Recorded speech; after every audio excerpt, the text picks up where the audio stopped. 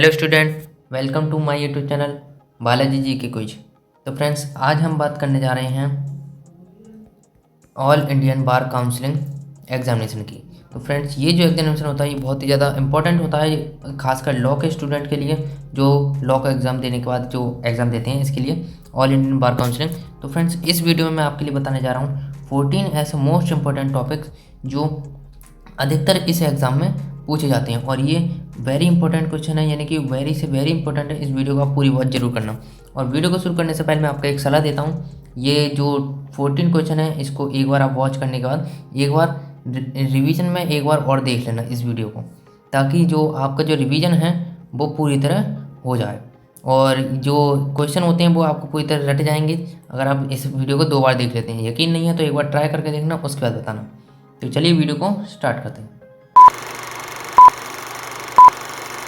तो यहाँ पे पहला क्वेश्चन है, मोहम्मद अल्लादाद खान बनाम मोहम्मद इस्माइल खान का मामला निम्न से संबंधित है। यानी ये बहुत ही प्रचलित लोग हैं, इन दोनों का जो मामला है वो किस चीज़ से संबंधित है। तो यहाँ पे जो 4 ऑप्शन दे रखे हैं आपके लिए, ये सुफा से, उपहार से, मेहर से, या फिर पितृत्व की अभिस्वीकृति से। तो यहाँ पे मैं आपको बता दूं कि जैसे जो मैं आपको क्वेश्चन ये करता हूँ, तो यहाँ पे जो मैं आपको जो क्वेश्चन बताऊंगा इनमें से जैसे आपके 4 आंसर दे रखे हैं ABCD, तो इनमें से कोई एक आंसर होगा आपका। तो आप लोगों को पहले वो आंसर सोच के रखना है कि आपको इसमें से कौन सा आंसर लगता है, ताकि और जैसे कि आपको लगता है इसमें से A लगता है, तो आपका ऐसा कॉन्फिडेंस बढ़ेगा कि अगर आपका A लगता है और A ही इसका आंसर निकला तो आपका इस तरीके से कॉन्फिडेंस भी बढ़ेगा। तो देखते हैं इसका जो आंसर है वो इसका आंसर क्या है। तो यहाँ पे आपने जैसे क्वेश्चन पढ़ लिया है और इसका आंसर में ये 4 ऑप्शन दे रखे हैं, तो इसका जो राइट आंसर हो जाएगा आपका हो जाएगा ऑप्शन नंबर D, पितृत्व की अभिस्वीकृति। तो ठीक है फ्रेंड्स, आप समझ गए होंगे, यानी कि इनका जो किस मामले से संबंधित है, इनका ये ऑप्शन नंबर D हो जाएगा, पितृत्व की अस्वीकृति। तो नेक्स्ट क्वेश्चन की ओर बढ़ते हैं। तो यहाँ पर नेक्स्ट क्वेश्चन में कहता है, निम्नलिखित में से किस मामले में सर्वोच्च न्यायालय ने 2017 में एक मुस्लिम पति द्वारा 3 तलाक घोषित करने को असंवैधानिक कहा था। यानी निम्नलिखित में से किस मामले में, कौन सा मामला ऐसा पड़ा कि सर्वोच्च न्यायालय ने सन दे रखिए 217 में एक मुस्लिम पति द्वारा 3 तलाक की घोषणा को अवैध बताया था, यानी कि उसे नकार दिया था ये सर्वोच्च न्यायालय ने। तो 2017 में ये मामला हुआ, ये आपको सन याद रखनी होगी, और इनमें से किस मामले के तहत हुआ था ये सब। तो इसमें 4 ऑप्शन दे रखे हैं। हाँ, तो इसमें 4 ऑप्शन दे रखे हैं, सायरा बानो बनाम यूनियन ऑफ इंडिया, और ये सास सनीम आरा बनाम यूपी राज्य, या बेता हीरा बनाम अली हसन, या फिर दानियाल लतीफ़ी बनाम यूनियन ऑफ इंडिया। तो यहाँ पे यानी किस मामले से संबंधित है, तो यहाँ पे 4 ऑप्शन दे रखे हैं इनमें से। तो आप लोग इसमें से ABCD, तो इनमें से आप एक राइट आंसर सोच लेना, A हो सकता है, B हो सकता है, C या D। तो इसका मैं आपको राइट आंसर बता देता हूँ। तो इस वाले को जो आपका राइट आंसर हो जाएगा वो हो जाएगा ऑप्शन नंबर A। यहाँ पे सायरा बानो बनाम यूनियन ऑफ इंडिया, तो यहाँ पे ये ऑफ होगा तो ऑफ इंडिया हो जाएगा। ठीक है फ्रेंड्स, तो यहाँ पे ऑप्शन नंबर जो आपका A है वो राइट हो जाएगा। तो नेक्स्ट क्वेश्चन की ओर बढ़ते हैं। तो यहाँ पे है, एक इमारत के आउटलेट पर ये यात्रियों के साथ कुछ आदमी रखता है। ये एक इमारत के आउटलेट है, उस पर आगे यात्रियों के साथ कुछ आदमी रखता है, और जेड यानी ए जो है, ये वाला ए जो है, ए यानी ये वाला जो ए है ये किसी व्यक्ति का नाम है। ठीक है, और नेक्स्ट यहाँ पे, और जेड को बताता है कि वे जेड पर फायर करेंगे। यानी ए वाला जो है वो जेड को बता रहा है कि वो जेड पर फायर करेंगे, यानी ये वाला बता रहा है कि वो जेड पर फायर करेंगे। ठीक है, और अगर जेड इमारत को छोड़ने का प्रयास करता है तो ए क्या कर रहा है। यानी कि जो जेड है वो इमारत, क्योंकि अब जाहिर सी बात है, अब उसने बताया है कि मैंने कुछ ऐसे आदमी रखे हैं जो तुझ पर फायरिंग कर देंगे। ए ने बताया जेड को, तो जेड डर गया होगा और जेड ने भागने के लिए उसने क्या करा, इमारत को छोड़ने का प्रयास किया। तो फिर ए क्या कर रहा है, तो ए क्या कर रहा है, यानी कि ए ने बता के सही किया गलत किया, तो इस चीज़ के बारे में बताया जाएगा कि गलत तरीके से जेड को रोक रहा है, यानी कि वो भाग रहा है तो रोकने का तरीका कर रहा है, गलत तरीके से जेड को कैद कर रहा है, या ए बी दोनों उपरोक्त में से कोई नहीं। तो इनमें से जैसे वो ए भागने की कोशिश कर रहा है, वो यानी इमारत छोड़ने का प्रयास करना चाहता है, लेकिन तो फिर अब इनमें से बताना है कि या तो उसने उसे कैद कर रखा है, जो ए है उसने जेड को कैद कर रखा है, और या फिर हो सकता है कि क्या कहते हैं उसने उसे पकड़ रखा है, रोक रखा है, या फिर ए बी दोनों, या फिर इनमें से कोई नहीं। तो यहाँ पे आप अपना आंसर सोच लेना, ए हो सकता है, बी हो सकता है, सी या डी। तो मैं बताता हूँ इसका जो आपका जो राइट आंसर हो जाएगा वो हो जाएगा ऑप्शन नंबर डी। तो यहाँ पे ऑप्शन नंबर डी आपका इसका राइट हो जाएगा, ये वाला ऑप्शन नंबर डी इसका राइट हो जाएगा, उपरोक्त में से कोई नहीं। ठीक है, यानी कि इनमें से कुछ भी नहीं होगा। बाकी जो ऑप्शन नहीं दिया तो उसकी बात नहीं करेंगे, लेकिन इसका जो राइट आंसर हो जाएगा वो हो जाएगा उपरोक्त में से कोई नहीं। तो नेक्स्ट क्वेश्चन की ओर बढ़ते हैं हम।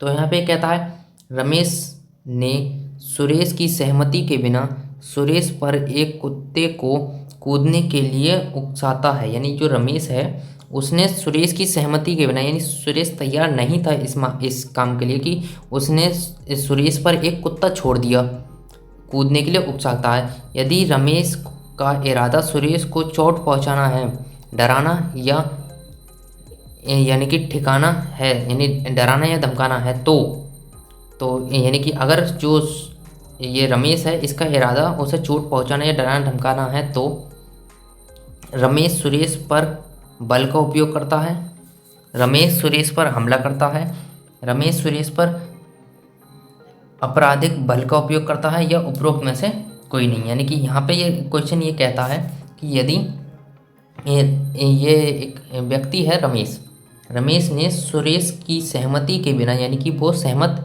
नहीं था और सहमति के बिना उस पर एक कुत्ते को कूदने के लिए उकसा दिया है। तो यदि रमेश का इरादा, जो रमेश है उसका इरादा उसे चोट पहुंचाना है, तो या डराना या धमकाना है, तो इनमें से क्या हो सकता है। तो यहाँ पे 4 ऑप्शन दे रखे हैं।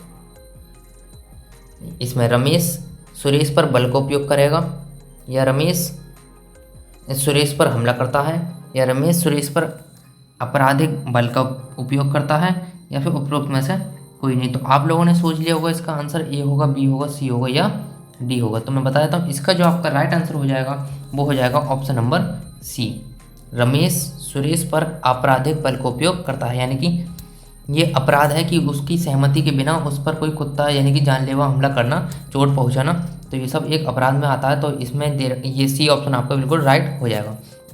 तो नेक्स्ट क्वेश्चन की ओर बढ़ते हैं। तो यहाँ पे ये कहता है कि यह 5वां क्वेश्चन है, रमेश अपने मवेशियों को सुरेश के खेत में ये जानवर भी प्रवेश करवाता है। यानी कि रमेश अपने मवेशियों को सुरेश के खेत में ये जानकर भी प्रवेश कराता है, यानी जानने के बाद भी प्रवेश कराता है कि वो उसकी फसल को नुकसान पहुंचा सकते हैं। रमेश ने क्या क्या किया है, यानी जो रमेश है, रमेश एक व्यक्ति का नाम है, उसने अपने मवेशियों का मतलब होता है जिसकी जो घूमने वाले होते हैं उन जो व्यक्ति होते हैं उनके लिए। तो जो मवेशी हैं उन्हें सुरेश के खेत में ये जानकर भी प्रवेश कराता है, यानी ये जानने के बाद भी प्रवेश कराता है कि जो वो मवेशी हैं वो उसकी फसल यानी सुरेश की फसल को नुकसान पहुंचा रहे हैं, यानी कि सुरेश की फसल को वो मवेशी नुकसान पहुंचा रहे हैं। तो फिर इसमें रमेश ने क्या किया, यानी क्या का मतलब है उसने कौन सा अपराध किया इनमें से, शरारत की, आपराधिक अनाधिकार प्रवेश, यानी कि उसने अपराध किया है कि बिना किसी अधिकार के प्रवेश करा दिया, विश्वास का आपराधिक उल्लंघन किया, या फिर आफ्ता वसूली की। तो इनमें से जो आप सोच लीजिए इसमें से राइट आंसर आपका कौन सा होगा। फिर मैं आपको बताता हूँ इसमें से आपका राइट आंसर कौन सा होगा, ए बी सी डी। तो इसमें से आप अपना राइट आंसर सोच लेना। तो मैं बताता हूँ इसका जो आपका राइट आंसर हो जाएगा वो हो जाएगा ऑप्शन नंबर ए, यानी उसने केवल एक शरारत की है। यानी कि उसने जो मवेशियों को ये जानकर भी प्रवेश कराया कि उसकी फसल को नुकसान हो रहा है, लेकिन ये सिर्फ एक शरारत के तौर पे आएगा, ना कि किसी अपराध के तौर पे। तो नेक्स्ट क्वेश्चन के बढ़ते हैं। यहाँ पे कहता है निम्नलिखित में से कौन सा वाक्य सही तरीका है, यानी कौन सा वाक्य का जो है इनमें से कौन सा वाक्य सत्य है या सही है। तो इसमें से आपको राइट आंसर बताना होगा। तो यहाँ पे 4 ऑप्शन दे रखे हैं। भारत में केवल प्रॉमिसी के अनुसार विचार का पालन करना चाहिए। भारत में केवल प्रॉमिसर और प्रॉमिसी के अनुसार विचार का पालन करना चाहिए। भारत में केवल प्रॉमिसर और किसी अन्य व्यक्ति के अनुसार विचार का पालन करना चाहिए। भारत में केवल प्रॉमिसी और किसी अन्य व्यक्ति के अनुसार विचार का पालन करना चाहिए। तो यहाँ पे 4 ऑप्शन दे रखे हैं A B C D। तो आप लोग सोच लीजिए इसमें से राइट आंसर आपका कौन सा होगा। तो मैं आपको बताता हूँ इसमें से फिर कौन सा होगा राइट आंसर। तो यहाँ पे जो आपका जो राइट आंसर हो जाएगा वो हो जाएगा ऑप्शन नंबर D, यानी कि ये भारत में केवल प्रॉमिसी और किसी अन्य व्यक्ति के अनुसार विचार का पालन करना चाहिए। तो फ्रेंड्स, अगर यह क्वेश्चन आपने पहले कभी पढ़ रखे हो तो फिर कमेंट बॉक्स में बता देना, कमेंट बॉक्स में यस का कमेंट कर देना। और अगर आपने ये क्वेश्चन नहीं पढ़े हो तो कमेंट बॉक्स में नो का कमेंट कर देना, ताकि मुझे जानकारी हो जाएगी कि आप लोगों ने पहले कितनी तैयारी कर चुके हैं और कितनों को पहले से ये क्वेश्चन पता थे। और अगर नहीं पता थे तो मैं नेक्स्ट वीडियो ऐसे ही लेके आऊँगा, ताकि आप लोगों को और भी ज़्यादा ऐसे ऐसे क्वेश्चन मिले जो आपने कभी नहीं पढ़े हों, वो बहुत ज़्यादा इंपॉर्टेंट हो। तो हमारे संग जुड़े रहिए, और यहाँ तक वीडियो को देखना तो वीडियो को एक लाइक कर देना, और चैनल पर नए हो तो चैनल को भी सब्सक्राइब भी कर देना, ताकि आपके जो पेपर है, एग्जामिनेशन है, उसमें अच्छे नंबर आप अचीव कर सकें। और 100% यहीं से फंसेगा और कहीं से नहीं फंसेगा। ठीक है फ्रेंड, तो आगे चलते हैं। यहाँ पे है होल्डर टर्म में शामिल है। होल्डर टर्म में क्या शामिल है? प्राप्तकर्ता, वाहककर्ता यानी वाहक, या सामर्थ्यक, या फिर उपरोक्त सभी। तो इसमें से आप सोच लीजिए, इसमें ए होगा, बी होगा, सी होगा या डी होगा। तो इसमें से आप लोगों ने सोच लिया होगा ए बी सी डी। तो मैं बता देता हूँ, इसका जो आपका राइट आंसर हो जाएगा वो हो जाएगा ऑप्शन नंबर डी, उपरोक्त सभी। और मैंने आपको पिछली वीडियो में बताया और अब भी बता रहा हूँ कि अगर किसी में ऑप्शन नंबर डी अधिकतर दिया जाता है, जैसे डी या सी ऑप्शन जो दिया जाता है, ए या बी, इस तरीके से देते हैं, ए बी दोनों, या फिर उपरोक्त सभी, ये वाला जो क्वेश्चन आता है, तो इसको आपको बहुत ही ज़्यादा गौर से पढ़ने होंगे, क्योंकि अधिकतर चांस ये होते हैं कि उपरोक्त सभी ही इसका आंसर बन जाता है, और उपरोक्त में से कोई भी नहीं इसका, ये भी इसका आंसर बढ़ जाता है कि उपरोक्त में से कोई नहीं। तो इस चीज़ का आपको ध्यान रखना है, उपरोक्त सभी और उपरोक्त में से कोई नहीं, इन पर बहुत ज़्यादा गौर से करना है। तो यहाँ पे नेक्स्ट क्वेश्चन आता है, 8वां क्वेश्चन में कहता है भारतीय साक्ष्य अधिनियम के तहत किसी व्यक्ति का चरित्र निम्नलिखित मामलों में प्रासंगिक नहीं है, कि निम्नलिखित मामलों में उसका चरित्र शामिल नहीं होता। आपराधिक मामले में किसी अभियुक्ति का पिछला अच्छा प्रमाणित चरित्र, आपराधिक मामले में अच्छे चरित्र के मुकाबले पिछला खराब प्रमाणित चरित्र, और सिविल मामले में लगाया गया लांछित आचरण प्रमाणित करने वाला चरित्र, या इसमें नेक्स्ट क्वेश्चन में नागरिक चरित्र ने नागरिक मामले में क्षति की मात्रा को प्रभावित करने वाला, यानी प्रभावित किया है। तो चलते हैं, यानी कि तो आपको पता, यानी क्वेश्चन जो पढ़ लिया होगा आप लोगों ने, समझ लिया होगा। तो इसके जो आप ए बी सी डी, तो इस चीज़ का आपको ध्यान रखना है, ए बी सी डी, और आपको क्वेश्चन पहले पढ़ के एक बार उसे सोच लेना है कि क्या हो सकता है इसका आंसर, उसके बाद में ऑप्शन को पढ़ना है। अगर आप हाथ का तो ऑप्शन पढ़ते हैं ना, तो आपका दिमाग कंफ्यूज हो जाता है कि इसका ए है, नहीं बी हो सकता है, सी भी हो सकता है, डी। तो इस तरीके कन्फ्यूजन पैदा ना हो, तो मेरी सलाह यह है कि आप पहले एक बार में क्वेश्चन को पढ़ दें, आपको किसके मिलता जुलता लग रहा है वो सोचें, और उसके बाद में इसके ऑप्शन को पढ़ें, ताकि अगर जो आपने सोचा मिलता जुलता है कि वो आंसर हो सकता है और उसी से मिलता जुलता आंसर मिल जाए, तो ही वो टिक करें। तो मैं बता देता हूँ, इसका जो आपका राइट आंसर हो जाएगा वो हो जाएगा ऑप्शन नंबर डी, चरित्र ने नागरिक मामले में क्षति की मात्रा को प्रभावित किया है। तो नेक्स्ट क्वेश्चन की ओर बढ़ते हैं। निम्नलिखित में से कौन सा एक प्राथमिक प्रमाण है? तो इसमें से प्राथमिक प्रमाण कौन सा है? न्यायालय में निरीक्षित के लिए पुस्तक किए गए दस्तावेज, प्रस्तुत किए गए दस्तावेज, या मूल से बनाई गई दस्तावेज, ये प्रतियां जो हैं, और दस्तावेज की प्रमाणित प्रतियां, या दस्तावेज की फोटोस्टेट प्रतियां। तो ये क्वेश्चन मैंने आपको पिछली वीडियो में बताया था, यानी कि जो एक और वीडियो बनाई है उसमें ही बताया, और मैं इसमें फिर से बता रहा हूँ क्योंकि ये मोस्ट इंपॉर्टेंट टॉपिक है। ये क्वेश्चन हर बार आपको मिलेगा ही मिलेगा पेपर में, यानी जो आपका एग्जाम होता है उसमें ये क्वेश्चन आपको 100% मिलेगा। तो इसको आपको पूरी तरह रट लेना, बिल्कुल इस क्वेश्चन को पूरी तरह खा जाना है, कुछ यही मानो। तो आप लोगों ने अगर वीडियो देखी होगी तो आप लोग आंसर दे देंगे इसका ABCD, आप इसका जवाब देना और मैं आपको बताता हूँ इसका जो राइट आंसर क्या होगा। तो आप लोगों ने सोच लिया होगा इसका राइट आंसर क्या होगा, तो मैं आपको बताता हूँ इसका जो राइट आंसर है वो ऑप्शन नंबर ए। न्यायालय के निरीक्षण के लिए प्रस्तुत किए गए दस्तावेज प्राथमिक प्रमाण कहलाते हैं। यानी जो प्राथमिक प्रमाण कौन से हैं, न्यायालय में प्रस्तुत किए गए दस्तावेज। तो नेक्स्ट क्वेश्चन क्यों पढ़ते हैं, इसमें है भारतीय संविधान के निम्नलिखित में से किस अनुच्छेद के तहत संसद को राष्ट्रीय हित में राज्य सूची के मामले के संबंध में कानून बनाने का अधिकार दिया गया है। यानी कि संविधान के कौन सा अनुच्छेद में है कानून बनाने का अधिकार। तो इसमें 4 ऑप्शन दे रखे हैं, आप इसका राइट आंसर सोच लेना ABCD। अनुच्छेद दे रखा है 249, 250, 252, ये 253। तो इसका आप राइट आंसर सोच लो कि क्या हो सकता है, और मैं बता देता हूँ इसका जो आपका राइट आंसर हो जाएगा वो हो जाएगा ऑप्शन नंबर ए, अनुच्छेद 249।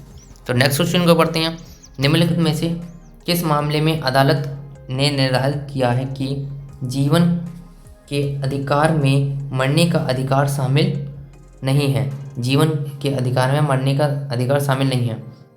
राज्य बनाम संजय कुमार भाटिया, श्रीमती जियान कौर बनाम राज्य, या फिर आर बनाम राज्य, या फिर पी राथनम बनाम UOI। ये UOI हो जाएगा, ठीक है, तो UOI। तो इसका आपको राइट आंसर सोच लेना है, राइट आंसर इसमें से क्या होगा। तो आप लोगों ने सोच लिया होगा इसका राइट आंसर क्या होगा, तो मैं आपको बता देता हूँ इसका जो राइट आंसर आपका जो हो जाएगा वो हो जाएगा ऑप्शन नंबर बी, श्रीमती जियान कौर बनाम राज्य। और नेक्स्ट क्वेश्चन को पढ़ते हैं, कोई बिल मनी बिल या नहीं। यानी कोई बिल है वो मनी बिल भी हो सकता है और नहीं भी हो सकता है। मनी बिल यानी बिल या मनी बिल नहीं, ये किसके द्वारा निर्धारित किया था। यानी कि कोई बिल आता है तो वो मनी बिल है, पैसे का लेन देन वाला है, या फिर पैसे का लेन देन का नहीं है। तो निम्नलिखित में से ये कौन निर्धारित करता है, प्रधानमंत्री करता है, वित्त मंत्री करता है, राष्ट्रपति करता है, या लोकसभा के अध्यक्ष करता है। तो आप लोग सोच लीजिए ABCD क्या हो सकता है। तो मैं आपको बताता हूँ इसका जो राइट आंसर हो जाएगा वो हो जाएगा ऑप्शन नंबर डी, लोकसभा अध्यक्ष। यानी जो बिल है, बिल प्रस्तुत किया जाता है वो मनी बिल है या नहीं है, ये कौन बताता है, ये बताता है ये यानी लोकसभा के जो अध्यक्ष होते हैं वो निश्चय करते हैं। तो नेक्स्ट क्वेश्चन को बढ़ते हैं, उससे पहले मैं बता दूँ अगर आप वीडियो को यहाँ तक देखें तो एक वीडियो को छोटा सा लाइक कर देना, और चैनल पर नहीं हो तो चैनल को सब्सक्राइब भी कर देना, ठीक है। और यहाँ पे ये कहता है निम्नलिखित में से किस धारा के तहत पुलिस अधिकारी बिना वारंट के किसी आरोपी को गिरफ्तार कर सकते हैं। निम्नलिखित में से किस धारा के तहत। तो फ्रेंड्स ये वाला क्वेश्चन मैंने आपको एक और वीडियो में बता दिया है कि ये निम्नलिखित में से किस धारा के तहत कोई जो पुलिस वाला है वो किसी अधिकारी को यानी बिना वारंट के भी गिरफ्तार कर सकता है। तो ये क्वेश्चन इंपॉर्टेंट नहीं, वेरी इंपॉर्टेंट है, तो इस क्वेश्चन को बिल्कुल तैयार कर लेना। एक ये वाला और एक मैंने आपको ऊपर क्वेश्चन बताया वो वाला, तो इन दोनों क्वेश्चन को बिल्कुल याद कर लेना। और वीडियो अगर यहाँ तक देख रहे हो तो एक बार रिवीजन के तौर पर वीडियो को एक बार शुरू से जरूर देखना, ताकि आपको जो क्वेश्चन है पूरी तरह रट जाए। तो यहाँ पे धारा दे रखी है, धारा 40, 41, 42 या 43। तो इसमें से आप अपना आंसर सोच लीजिए और मैं बताता हूँ इसका जो राइट आंसर हो जाएगा वो हो जाएगा ऑप्शन नंबर बी, धारा 41। ये वाला वेरी इंपॉर्टेंट क्वेश्चन है, ये आपको पूरी तरह याद रखना है, ठीक है। और नेक्स्ट क्वेश्चन को पढ़ते हैं, रूल ऑफ लॉ का क्या अर्थ है। रूल ऑफ लॉ, कानून के समक्ष समानता, या कानून की सर्वोच्चता, कानून भावना की स्वतंत्रता, या उपरोक्त सभी। तो मैंने आपको पहले बताया जो उपरोक्त सभी वाला होता है उस पर आपको बहुत गौर करना है। अधिकतर इसका आंसर उपरोक्त यानी अधिकतरों का आंसर उपरोक्त सभी ही होता है, और मैं बता दूं कि इसका जो आंसर है वो भी उपरोक्त सभी है, यानी ऑप्शन नंबर डी है इसका आंसर। रूल ऑफ लॉ का अर्थ है उपरोक्त सभी, यानी कि कानून के समक्ष समानता, कानून की सर्वोच्चता और कानूनी भावना की स्वतंत्रता। तो मिलते हैं नेक्स्ट वीडियो में। और फ्रेंड्स अगर आप वीडियो को यहाँ तक देख रहे हैं तो वीडियो को एक छोटा सा लाइक जरूर कर देना, और चैनल पर नए हैं तो चैनल को सब्सक्राइब भी कर देना। और मैं एक बात बता दूँ कि ये वीडियो रिवीजन में तो एक बार और देख लेना, और किसी एक अपने फ्रेंड को भी शेयर कर देना, ताकि वो भी इन क्वेश्चनों को पढ़ सके। और इसमें मैंने 2 ऐसे क्वेश्चन बताए हैं, वैसे तो सभी क्वेश्चन बहुत ज़्यादा इंपॉर्टेंट हैं, लेकिन 2 ऐसे क्वेश्चन हैं जो हर साल हर पेपर में यानी कि आपको मिलते हैं। कोई सा भी सेट उठा के देख लो, उस सेट में आपको ये क्वेश्चन जरूर मिलेंगे। तो मिलते हैं अगली वीडियो में। जय हिंद, जय भारत।